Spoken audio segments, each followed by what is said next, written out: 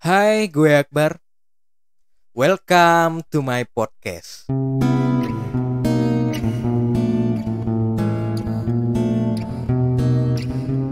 Gue kali ini pengen ngebahas suatu topik yang sebetulnya terinspirasi tuh dari sebuah lagu yang berkesan banget dalam hidup gue.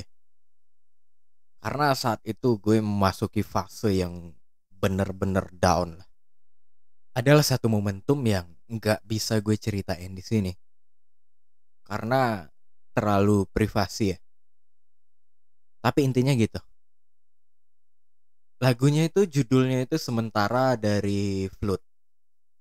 Jadi ada satu lirik yang bikin gue itu bener-bener amazed banget, bener-bener takjub banget sama lagu itu.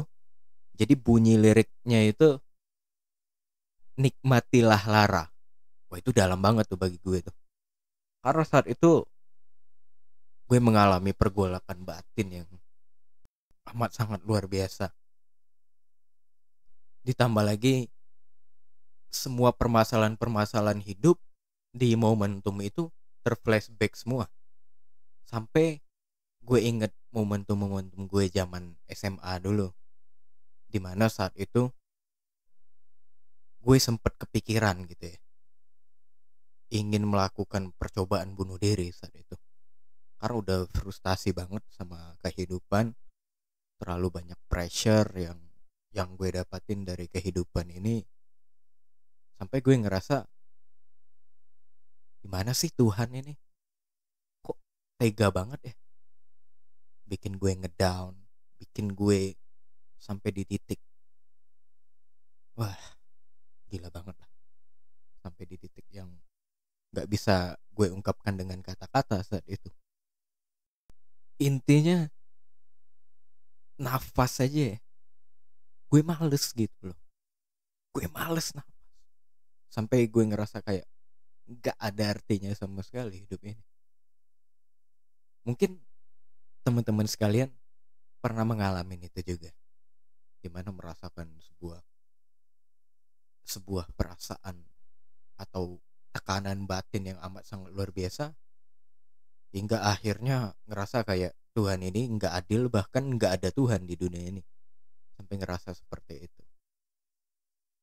Jadi yang pengen gue ceritain di sini adalah cara gue menghadapin momentum-momentum yang luar biasa itu, ujian-ujian atau pembalasan karma, atau pokoknya yang berkaitan sama penderitaan lah.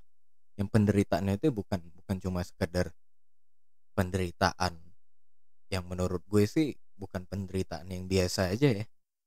Setiap kita kan pasti pernah ya mengalami hal itu ya. Tapi kadangkala kita nggak mengakui itu, bahkan di dalam diri kita sendiri. Dan kadang-kadang masih menyisakan beban di batin kita. Kita seolah-olah sudah bisa terima, tapi realitanya kita menyangkal itu. Seolah-olah kita itu kuat gitu loh. Kita merasa arogan, ngerasa cowok gak boleh nangis ini. Padahal itu kan ekspresi manusia ya, nangis ya. Kenapa kita menahan itu dan percaya dengan bullshit laki-laki harus kuat gak boleh nangis aja? Bullshit loh. Semua tokoh-tokoh suci ya, kalau kita lihat ya, entah dari literasi agama apapun, entah dari cerita-cerita manapun, semua laki-laki yang istilahnya katakanlah, entah para filosof, para sufi, para mistikus, dan para tokoh-tokoh revolusioner pasti pernah menitikkan air mata. Itu pasti pernah. Jadi kenapa kita harus menahan itu gitu loh? Itu ekspresi natural dari manusia. Jadi gue pengen ceritain adalah beberapa momentum hidup ya, yang istilahnya yang bikin gue itu benar-benar menderita saat itu. Jadi saat SMP itu gue pernah ngalamin kecanduan game online. Sampai akhirnya karena diperbudak ya, diperbudak sama game online itu, gue nyuri itu. Nyuri kan. Duit orang tua gue lah, berapa juta gitu ya. Itu nyicil gitu ya. Jadi tiap hari nyuri gitu kan. Buat beli apa? Uang di game online itu supaya bisa beli item-item atau apalah saat itu kan. Terus bayarin teman-teman di warnet atau apa gitu kan. Intinya itu karena karena ada kekosongan batin yang bisa terisi dari circle warnet itu sendiri, entah dari gamenya atau dari teman-teman yang berada di sana. Jadi saat itu gue terjebak lah di sana dan akhirnya gue ketahuan kan. Ya pasti kan yang namanya hal yang busuk kan pasti kecium lah lama-lama. Sampai gue tuh wah dipermalukan luar biasa lah saat itu.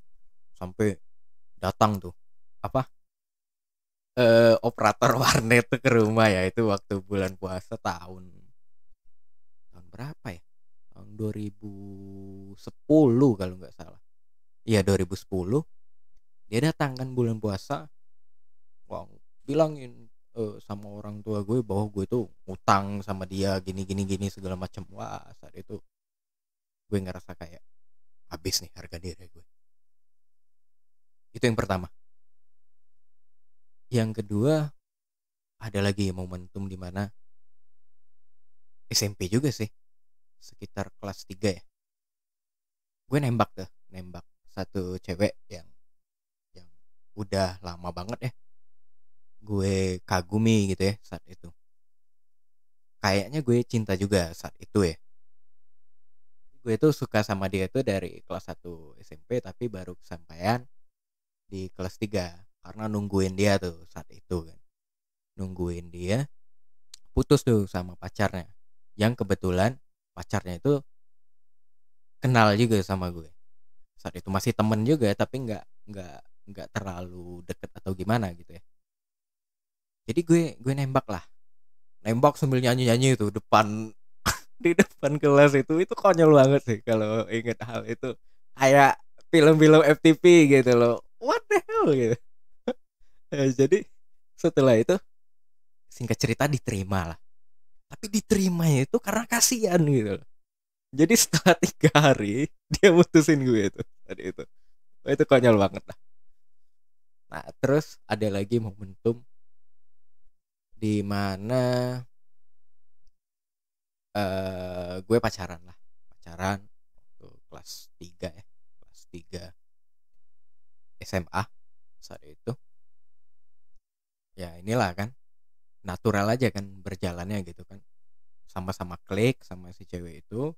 Gue tembak, betulnya jadian. Dan baru gue tahu setelah jadian dia tuh rupanya masih pacaran tuh sama temen gue.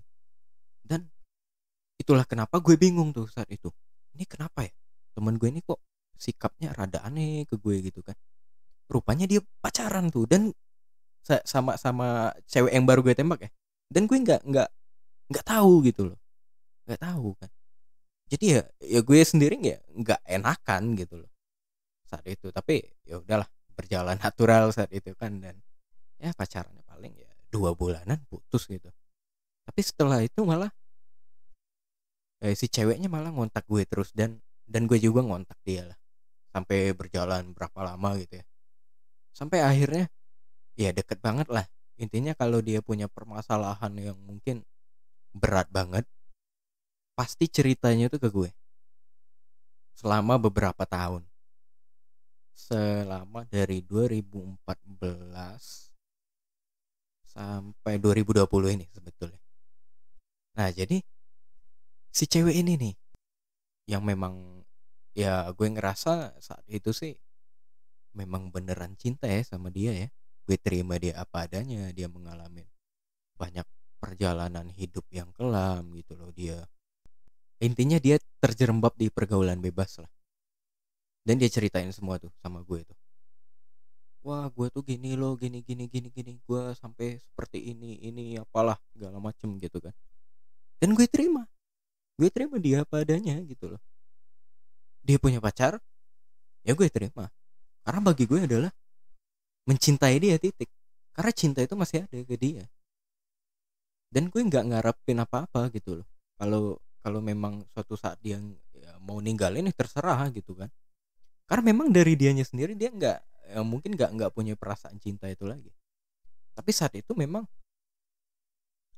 ya gue, yang gue tahu adalah gue cinta dia, gue memberi apa yang bisa gue beri sama dia, titik. Saat itu yang mungkin saat itu kan yang dia butuhkan ya adalah mungkin wadah atau kotak sampah lah, di mana dia bisa membuang segala sampah-sampah batin dia ke gue, karena nggak ada yang mampu menampung itu gitu loh. Sampai dia cerita saat itu, wah ini banget sih sebenarnya ya. Tapi gue cerita aja ya, nggak sebut nama ya. Sampai dia bilang, wah dia tuh udah telat men saat itu. Dan gue kaget dong, gila nih orang sampai sejauh itu gitu kan. Dia cerita sambil nangis-nangis apa segala macem. Ya gue dengerin aja kan, gue dengerin apa gitu kan. Sampai saat itu, dan kata dia ke dokter lah, ke dokter melakukan malpraktek itu ya. Wah itu gue shock banget. Wah gila nih orang sampai sejauh itu gitu ya. Dan apalagi kan yang sebetulnya kan gue cinta ya sama dia ya. Betapa rasanya disayat-sayat gitu loh, mendengar seseorang yang kita cinta mengalami hal seperti itu dan menceritakan ke kita gitu loh. Dan itu diperbuat orang lain gitu loh. Sampai dia bilang gini, siapa ya yang mau nikahin aku ya dalam keadaan aku seperti ini. Gue bilang kan saat itu kan, ya udah gue aja nikahin lu ntar, nggak sekarang. Dia saat itu kan ya senyum-senyum getir lah saat itu kan. Ya karena gue pribadi kan gue cinta ya sama dia, tapi mungkin karena dia nggak ada feeling ke gue, jadi ya gitulah. Tapi intinya dia mengiyakan saat itu. Gue ngerasa itu adalah sebuah perjanjian ya. Dan setelah momentum itu gitu, dia cerita panjang lebar saat itu kan. Berselang itu 2 minggu kemudian, tiba-tiba dia kirim undangan, dia nikah. Wah itu rasanya perasaan gue hancur banget lah saat itu. Tahun ini tahun 2020 momentum itu terjadi. Jadi gue tuh, wah gila banget lah yang gue rasain. Dia udah, bagi gue ya, balik lagi bagi gue, dia udah berjanji gitu loh. Tapi realitanya dia malah berbuat sedemikian rupa. Dan wah itu luar biasa tuh sakitnya tuh. Gue nggak bisa ngejelasin ya, karena nggak ada kata-kata yang bisa mewakili itu rasa sakitnya itu gimana gitu kan. Wah gila dah, gila banget. Jadi setelah itu ya gue ngerasa bimbang lah ya saat itu kan. Ini orang ini maksudnya apa gitu kan. Dendam pasti ya saat itu. Kesal ya pastilah. Ada rasa kehilangan jelas. Terus wah intinya campur aduk lah. Semua penderitaan yang campur aduk di dalam diri gue saat itu. Dan gue nggak tahu lagi mau ngapain gitu. Sampai tiba-tiba waktunya hari H dia ya saat itu. Akhirnya gue memutuskan untuk datang. Padahal malamnya itu gue tuh lagi di tempat teman ya, tidur di rumah teman, ngobrol banyak hal gitu ya, termasuk menceritakan kejadian ini juga sama salah satu teman gue. Dan dia yang ngedengerin lah curahan hati gue saat itu. Pada akhirnya gue memutuskan buat datang. Niat gue saat itu adalah, ini adalah menjadi sebuah kesempatan gue untuk melepaskan masa lalu gue yang melekat sama dia. Karena kalau gue nggak datang ya saat itu ya, mungkin saat ini gue masih ngerasain tuh efeknya gitu loh. Padahal kalau mau dipikir-pikir secara logika, ya ya dia kan ini ya, apa namanya, dia dia nggak punya hubungan yang jelas gitu sama gue ya. Ya cuman seperti itu ya, memang karena guenya sendiri yang sebenarnya baper lah. Dan ya konyol juga sebenarnya kalau kalau gue nggak datang, orang dia ngundang kan. Jadi ya kalau kalau gue terhanyut terus oleh perasaan kebencian itu, dendam itu, ya kapan beresnya sih, gue mikirnya kayak gitu saat itu. Dia juga kan udah bahagia gitu kan, menemukan seseorang yang mungkin dia cintai dan benar-benar bisa mengerti dia. Dan gue nggak perlu berada di sisi dia lagi buat ngedengerin semua permasalahan hidup dia. Dia udah punya seseorang yang tepat untuk menceritakan semua hal yang menjadi beban dia, yaitu suami dia. Nah jadi saat itu tuh gue datang nih, gue datang kan pagi sekitar jam 9 kalau nggak salah. Kebetulan hari itu gue ada 2 undangan pernikahan di hari yang sama. Itu yang pertama gue datengin dia dulu, yang kedua ada masih ini sih, masih seseorang yang dekat lah sama keluarga gue, dan gue nggak mungkin nggak datang ke acara dia.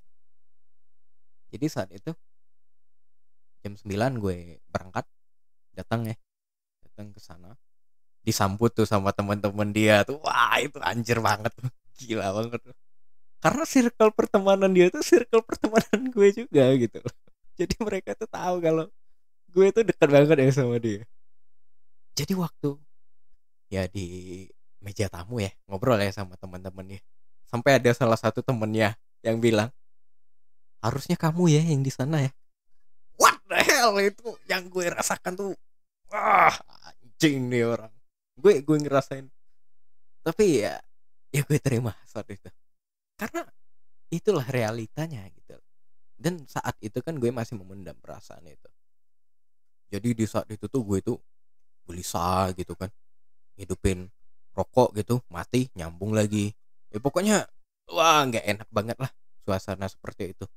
Terus gue cari momentum gimana caranya supaya cepet ketemu dia, ngucapin selamat, terus gue balik gitu kan. Karena gue udah nggak tahan gitu loh di sana. Belum lagi temennya yang terus ngangguin gitu kan, memberikan ketidaknyamanan batin ke diri gue gitu kan. Wah itu anjir banget. Jadi singkat cerita, gue ketemu lah sama dia ya. Gue ketemu sama dia, dia tersenyum sumringah gitu kan. Dan ya mungkin dia menganggap gue itu kayak kakaknya sendiri gitu kan. Gue datang salaman, waktu gue mau pulang dia ngajakin foto bareng, oke lah. Dan saat itu gue tuh wah campur aduk perasaan gue saat itu. Ada kemarahan, ada juga kebahagiaan di sana. Karena pada akhirnya gue bisa ngelihat dia itu tersenyum lepas gitu loh. Yang selama ini tuh ya, dia tuh senyumnya itu kayak senyum-senyum menahan sesuatu gitu loh. Senyum-senyum tapi ada yang disembunyikan dari diri dia. Dan saat itu wah terjadi sebuah apa ya, sensasi yang nggak bisa gue jelasin. Dan sampai akhirnya gue mengerti bahwa kebahagiaan itu tidak terikat pada rasa senang atau sengsara. Kebahagiaan adalah begitu kita bisa menerima kedua hal itu seutuhnya, maka kita akan mendapatkan sebuah kebahagiaan yang utuh. Dan bener-bener wah gue nggak bisa ngejelasin itu ya. Walaupun memang masih ada ego gue yang bermain di sana gitu kan, masih masih belum murni gitu loh. Jadi wah, itu gila banget tuh momentum-momentum itu. Dan pada akhirnya kan gue pulang tuh kan, pulang tanpa ngeliat ke belakang, karena gue ngerasa masa lalu gue udah gue lepasin saat itu, dengan gejolak emosi yang wah campur aduk banget lah. Gue berjalan dan ketemu lagi sama teman-temannya, ngegodain lagi, dan wah itu menambah kesesakan dada yang berada di dalam diri gue saat itu.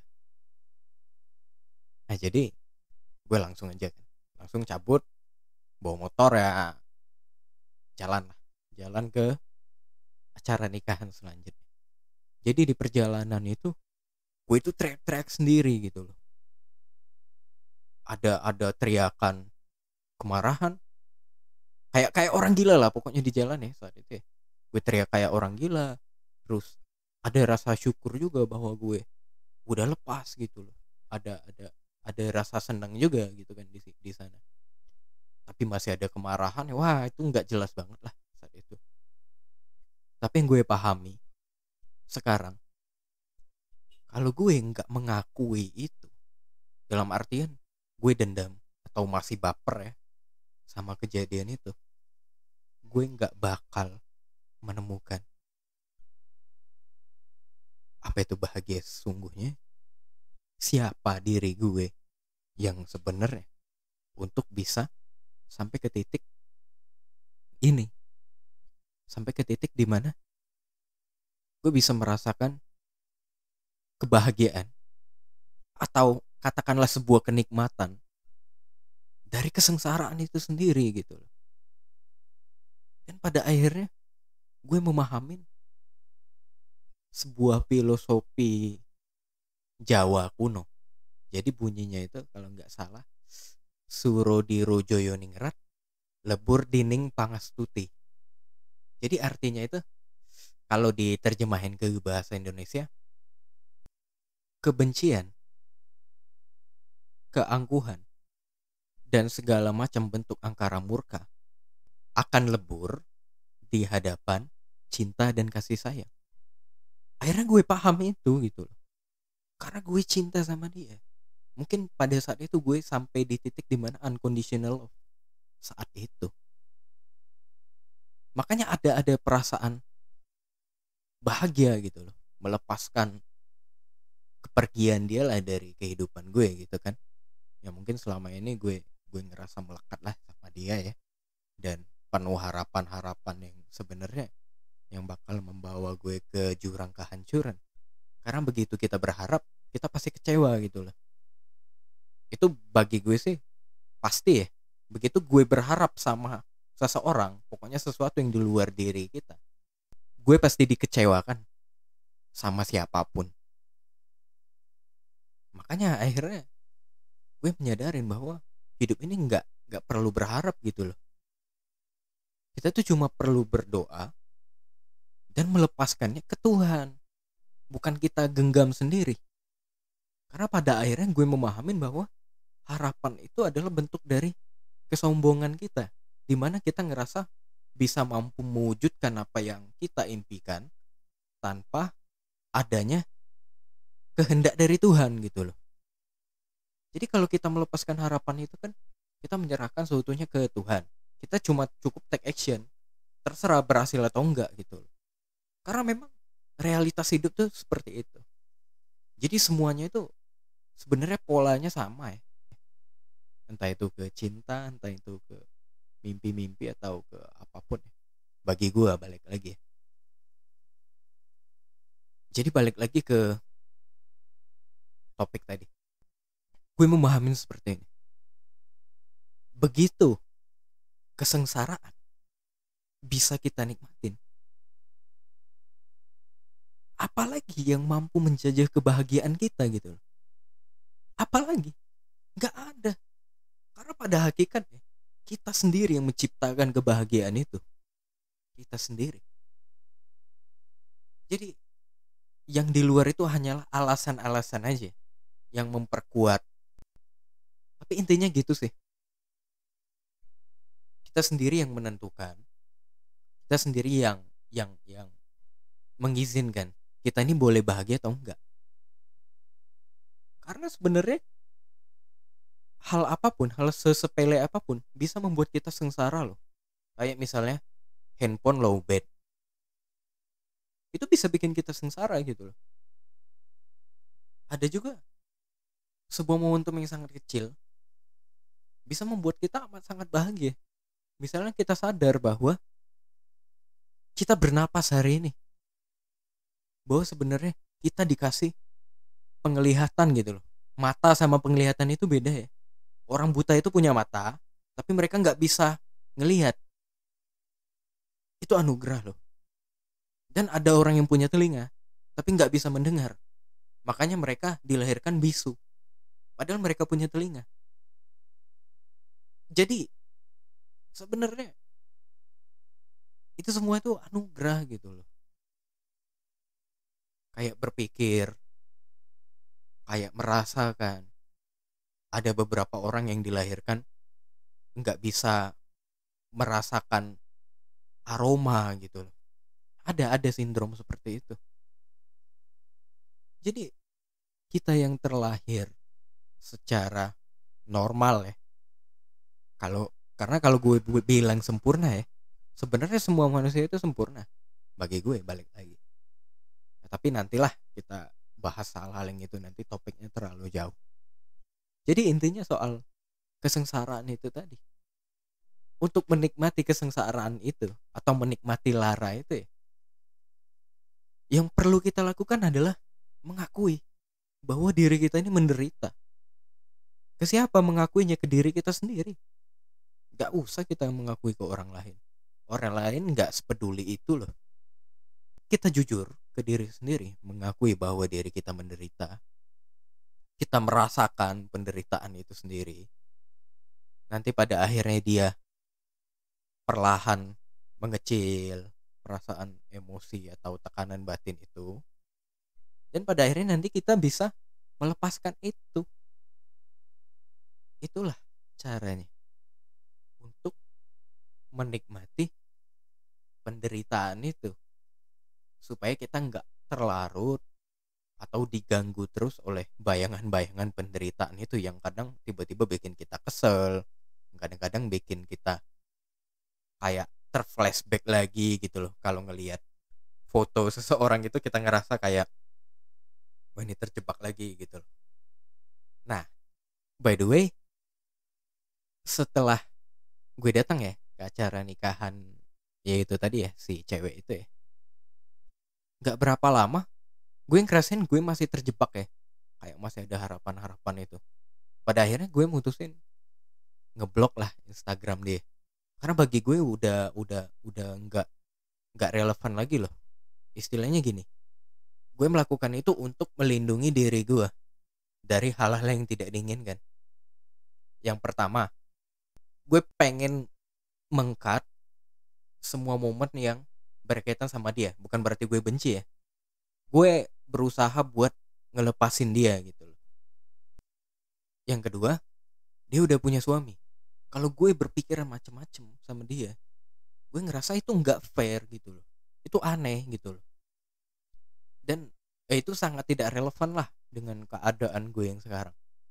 Dan keadaan dia ya tentunya. Itu alasan gue ngeblok dia. Dan beberapa waktu ini gue udah buka lagi karena ininya udah kelar gitu loh. Proses pelepasan emosi itu, emosi yang terkait itu atau penderitaan yang terkait itu udah lepas. Ya itulah yang kira-kira bisa gue ceritain mengenai perjalanan gue menikmati kesengsaraan itu sendiri. Mudah-mudahan ada teman-teman yang ngerasa terbantu dengan perjalanan gue yang gue alamin gitu kan. Ya mungkin adalah mungkin ya beberapa teman-teman yang mengalami hal serupa tapi nggak sama persis gitu ya. Ya mungkin sulit buat move on kali ya. Karena memang kalau kita bilang move on nggak segampang itu loh.